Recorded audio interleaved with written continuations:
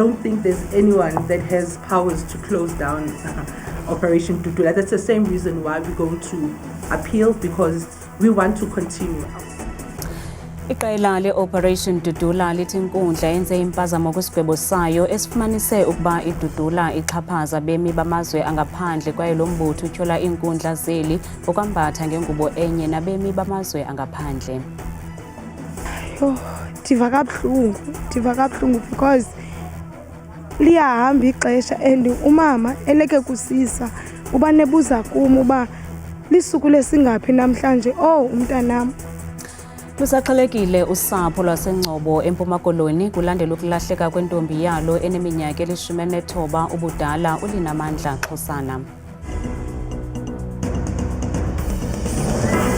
Sinamkele kwindaba zethu wandamba indodwa ndamba nophumza sikhumba noyitoliki yolwimi lwezandla Botani Mzontsundu. Umbutho we-Operation Dudula uthi inkundla ephakamileyo eRhawutini iphazamile kwisigqibo sayo sokuba lo mbutho uxhaphaza bemi bangaphandle ngokubathintela bangangeni kumaziko empilo, ukuze emva kokuba le nkundla ngoLwesibini iye yakhupha isithintelo sokuba lo mbutho uyeke lo mkhuba wokuthintela abemi bangaphandle ukuba bafumane unyango kumaziko empilo. Operation Dudula ithi iphulo layo ligxile kuphela kubemi bangaphandle nabangenazo iimpephamvume zokuba kweli. NgoLwesibini ijaji yenkundla ephakamileyo yaseGoli iyalele iqela i-Operation Dudula ukuba liyeke ukuthintela abemi bangaphandle ukuba bangene kumaziko ezempilo karhulumente nakwizikolo zikarhulumente. Le nkundla ithe ezi zenzo azikho mthethweni kwaphela. Ukanti i-Operation Dudula namhlanje ibibambe inkomfa nonondaba nalapho ityhole ingalo yomthetho yeli ngokulala ngengubo enye nabemi bangaphandle.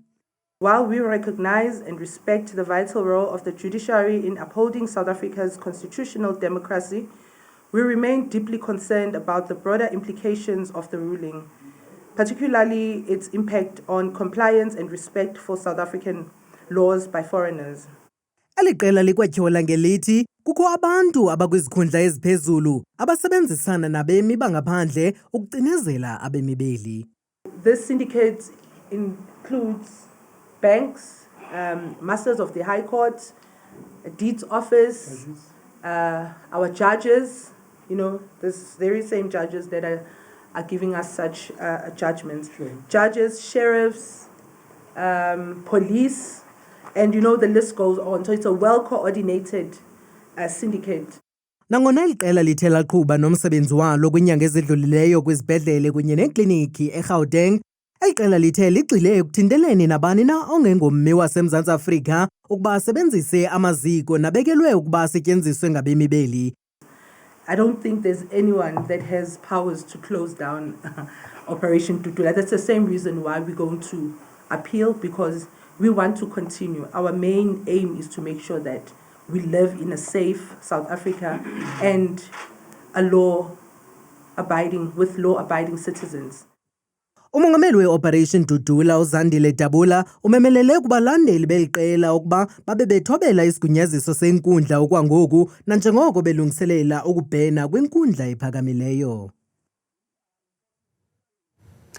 Babalelwa ku400 abantu ababulawa ngonyaka kwisitalato saseDe Villiers eRhawutini nekusesona sitalato siphithizela ngabathengisi abangekho mthethweni. Ezi nkcukacha zikhutshwe libutho lesipolisa yaye zidandalaziswe ngamagosa esixeko aqhuba iphulo lokuqinisekisa ukuba abathengisi basesitalatweni abangekho mthethweni bafumana izigunyaziso zokusebenza kwesi sixeko kulandela umyalelo wenkundla ephakamileyo eRhawutini. Iqalisile inkqubo yokuphononongwa kwabathengisi kwisixeko saseRhawutini kulandela umyalelo wenkundla ephakamileyo onyanzelisa okokuba babhalisele izigunyaziso zokusebenza phakathi komhla wesine ne-18 kule imiyo. Amagosa avakalise ukungaxoli ngenani esele lize ngaphambili. Siyabonga ngoba inkantolo ikwazile ukusitshena ukuthi kufanele senze kanjani and senza ngaleyo ndlela leyo, but ke sekuyibo ke manje ababalekayo and bayazazi ukuthi babalekelani. Kodwa ke sizolokhu siyivulile thina ama-desk ethu, silokhu siba-invite ukuthi beze ngoba ekugcineni sifuna abantu bakithi bewathola ama-permit bekwazi ukusebenza kahle, ukuthi noma singena on the ground senza i-bylaw enforcement bengaphazamiseki ekusebenzeni kwabo. Ngo-Okthobha esi sixeko sathabatha isigqibo sokugutyula izitalato nalapho kwagxothwa abathengisi ngakumbi kwisitalato iThe Villiers. The statistics or the actual numbers that were given by Central Police Station, murderers alone were sitting at about 400. But ever since people were removed on the streets, the murderers, people who are being murdered on a daily basis has reduced. And remember, it's not only murders that were happening here. Issues of drugs, issues of pickpocketing, a cocktail of factors. You can go even to the Johannesburg Central Police Station. They'll tell you every week, someone is shot, or that other street lane, someone is shot every week. Nakubeni uninzi lukholelwa ukuba liphulwa ngumlilo wamaphepha nje ogxalathele ukusindlekwa kwenkomfa ye-G20, isixeko sithi siza kuthi gqolo nokubuyisa isidima saso. JMPD is the custodian of bylaws in the city. So their work is to be on the ground every day. So they must be on the ground. That unit of bylaws must always be on the ground. It is important for us to get this thing right here. If we get it right here, in other CBDs around Johannesburg, it will definitely be addressed as well. Kambi akukho bani ubanjiweyo namhlanje noxa kulindeleke kuqale iphulo loluleko kwezintsuku ezizayo. Lunxunguphele usapho lukaLinamandla Buhle Xhosana eNgcobo eMpuma Koloni emva kokuduka kwentombi yalo. uLinamandla wagqityelwa ukubonwa ngomhla we-13 kule nyanga iphelileyo kwirenke yeteksi enxibe ilokhwe emnyama ekhatshwa indoda engaziwayo. Ukususela ngoko abahlali babambe uthotho lemigushuzo ngaphandle kwisikhululo samapolisa saseNgcobo benyanzelisa ukuba amapolisa aze nomkhombandlela kule nquleqhu yokuduka kukaLinamandla. Usapho lukaLinamandla luthi kudala lulinde ingxelo emapoliseni mayelana nokulahleka komntwana walo kodwa akude kubekho umkhombandlela. Ubheka phambili sesicela nje okomoya omphefumula nethambo lomntwana siliboniswe enye nenye sayibona ethubeni ba makuthiweni ngako sibone ithambo ba unaku le ndawo. Ndiva kabuhlungu because liyahamba ixesha and umama eleke kusisa uba nebuza kum uba lisuku lesingaphi namhlanje umntanam nakushushu uba nesithi yazi umntwana utshisa lelangaphi.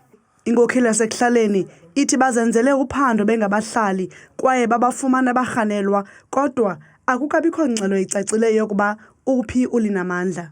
Uthe ke isuspect engukhusta yathi njemba nincwina mna ningabahlali laa mntana bendimshiye esaphila kuZupra khawulezani okanye laa mntana akasafumani nokutya phaa so kuyiwe ke kuze kufumaneke le suspect yesibini nguZupra kwayiwa phaa endlini kwaZupra. uZupra uthe azakwazi ukuqhawula ebahlalini ngokumane ekopakopisa abahlali ebasa ngapha esithi umntana umfihle apha esithi umntana uphantsi kwebhedi wade wabe uyazijula emotweni kuzafunyenwe ngamapolisa. Sithe kwezo ndawo zakhe bemane sikhomba kuzo safumana endlini yakhe ibhlukhwe negazi.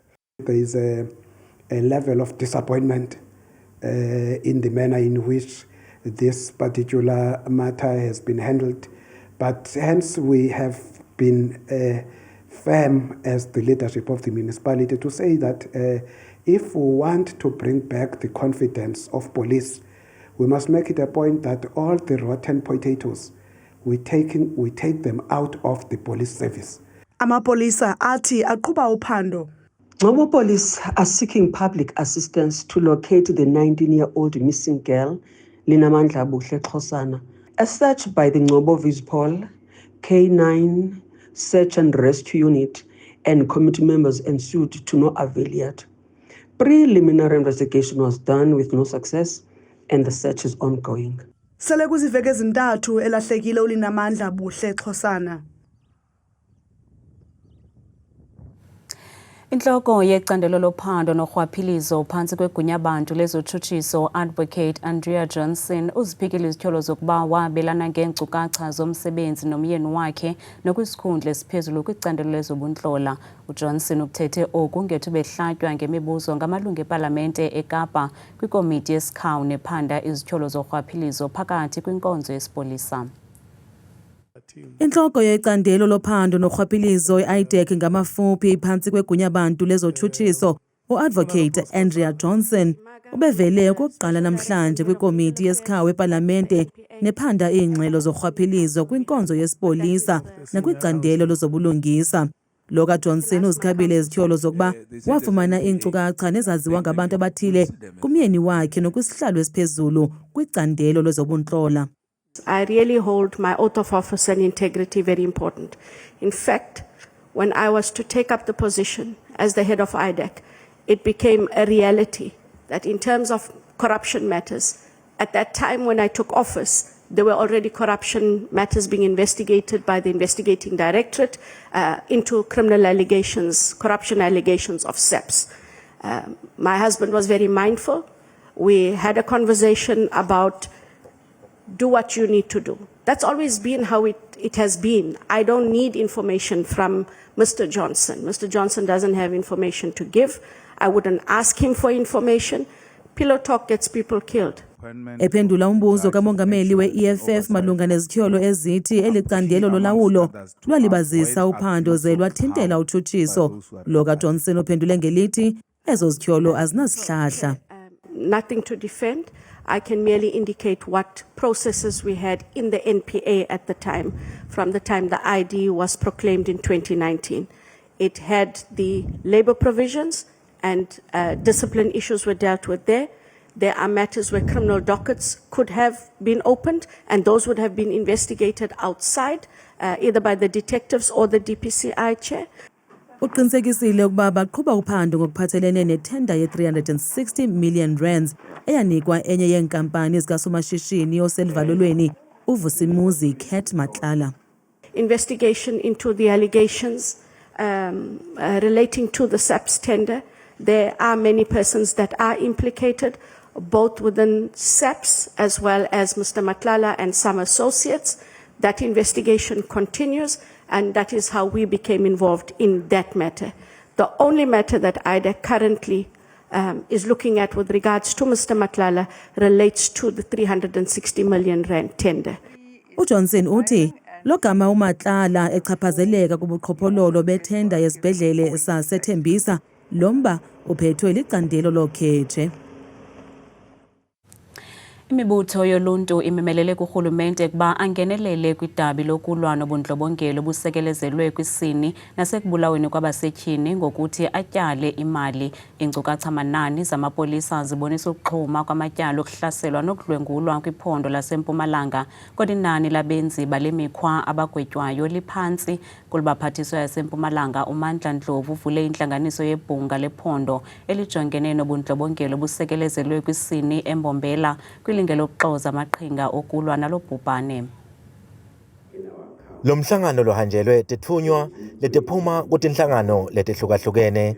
Loholwa ngumvunankulu waseMpumalanga Mandla Ndlovu uhlose kuthola tisombululo kulesihlava sekuhlukunyetwa kwabomake nebantfwana. Kanti-ke tibalo tamaphoyisa tikhombisa ukuthi emkhatsini kwenyanga yaBhimbidvwane kanye neNdlovulenkulu kulomnyaka bangetulu kwa-800 bantfu labahlukunyetwe ngokwamacasi. Kanti-ke tinhlangano letibuke emalungelo eluntfu tikhatsateke kakhulu. We don't have our own designated forensic lab in Mpumalanga. It normally delays justice for the survivors, especially because we already had an existing backlog when it comes to DNA results. Ndvunankulu waseMpumalanga Mandla Ndlovu uthi benta konke lokusemandleni kulwa nalesihlava. Kanti-ke ukhala kakhulu ngalabo labahocisa emacala emaphoyiseni.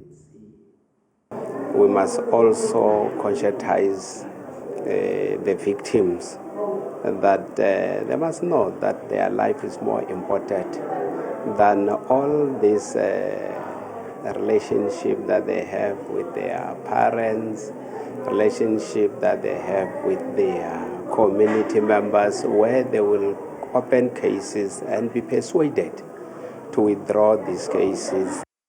Tinhlangano letulwisana nekuhlukunyetwa kwabomake nebantfwana tikhala letimatfonsi ngekuthi letinye tinhlangano tasemaveni angaphesheya sevele tihocise timali lebetisekela ngato. Kanti loku kwenta ukuthi umsebenti ungahambi kahle. Etindzabeni tethu ku Channel 163 lotiletselwa iNewsroom Africa ngingumweli Masilela eMbombela eMpumalanga. Namhlanje umasipala iNelson Mandela Bay uvule ngokusesikweni ibhlorho imathanzima kwanobuhle eKarega. Le bhlorho yakhukuliseka ngethuba lezanyondyo zemvula kunyaka ophelileyo. Kuchithwe i-50 million zeerandi ekwakhiweni ngokutsha kwale bhlorho, kwaye abahlali bachulumancile kukuvulwa kwayo njengoko bebenyanzeleka ukuba basebenzise indlela emxinwa nengakhuselekanga. Nantsi imozulu noThabile Makhaphela.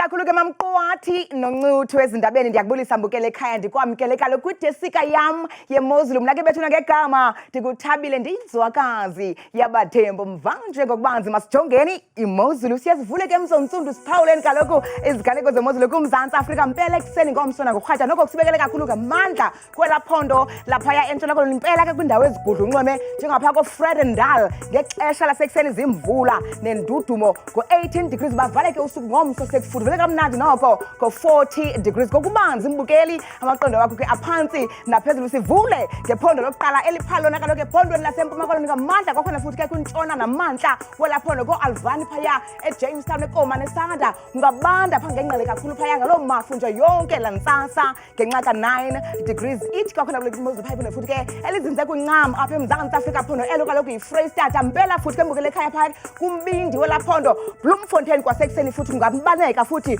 kududume ngenxa yelashumi nje elikhatshwa sisihlanu kanti ke baphila ngolu hlobo kwelaphondo laphaya bethuna entshona koloni ngamandla mzontsundu ekhaya futhi ke kwimpuma namazantsi welaphondo koGeorge kwasekuseni futhi bevuka kamnandi phaa kucwengile ngenxa yeshumi nje elikhatshwa sisithathu kanti ke ngokubanzi bethuna imozulu phaya ephondweni ke laphaya koNorthern Cape mpela mbukele ekhaya phaa lokhu kumbindi namantla welaphondo futhi njengaphaya eUppington kwasekuseni futhi kuyanetha ko-20 degrees kanti ke ngokubanzi kwakhona phaya ephondweni futhi lapha kaloku ko-Northwest mpela ke kumantla nentshona elaphondo njengaphaya koTosca umzekelo kwasekuseni futhi ku-18 degrees okhatshwa zimvula kunye ke nendudumo kanti baphila kanje ephondweni laseGauteng apho sikhoyo thina ngawo lo mzuzu mpela phaa kumazantsi nempuma yelaphondo phaa koSprings ngexesha lasekuseni futhi zimvula zithe chache ngo-14 degrees xa bevuka phaya ngemini yangomso bukele ekhaya nyuka nam ngokubanzi phaya ephondweni laseLimpopo mpela kumazantsi welaphondo njengaphaya kaloku kobilabila ekuseni futhi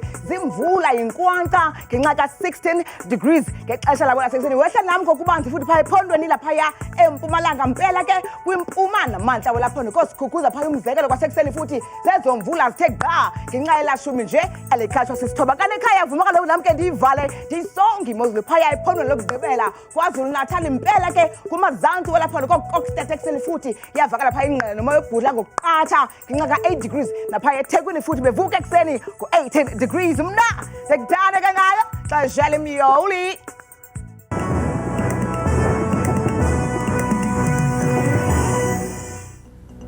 Kamnandi mawethu.